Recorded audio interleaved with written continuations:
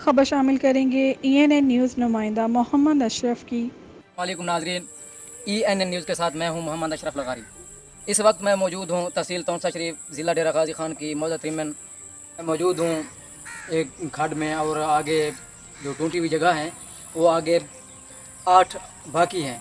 ٹھیک ہے، میں پوچھنا چاہتا ہوں کہ یہاں MNA خواجہ شراز صاحب یا MPA خواجہ داؤد صاحب کسی نے آ کر چکر لگایا یا کسی سے بات چیت ہوئی؟ ٹھیک ہے، میں پوچھتا ہوں کیا نام ہے بھائی آپ کا؟ جی میرا نام محمد طارق ہے۔ جی، یہاں پہ کوئی MNA MPA چکر لگانے آیا ہے؟ نہیں، ابھی تو اس ندی کے بارے میں کسی نے گفتگو نہیں کی اس کے بارے میں۔ جی، اور کیا لگتا ہے کوئی اس کو باندھے گا یا آپ خود اسے آپ خود باندھیں گے اسے؟ یہ حکومت کو اپیل کرتے ہیں اگر ہو سکے تو وزٹ کیا جائے اس جگہ کا، اگر ہو سکتا ہے تو اس کی مرمت کی جائے۔ جی، نہیں تو خود کو باندھنی پڑے گی۔ جی وہ تو بالکل اچھی بات ہے کہ اگر خود بنا دیں تو اچھی بات ہے حکومت کی طرف سے۔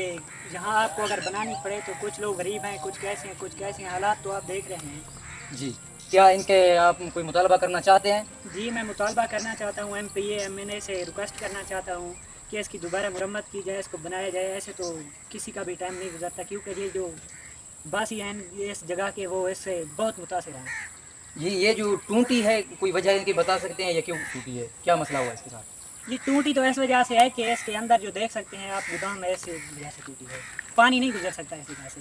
یہ مطلب اس میں درخت وغیرہ ہیں یا کچھ اور بھی ہے؟ مطلب ان کی صفائی کا کام نہیں ہوا؟ جی ان کی صفائی کا کام بالکل کسی نے نہیں کیا۔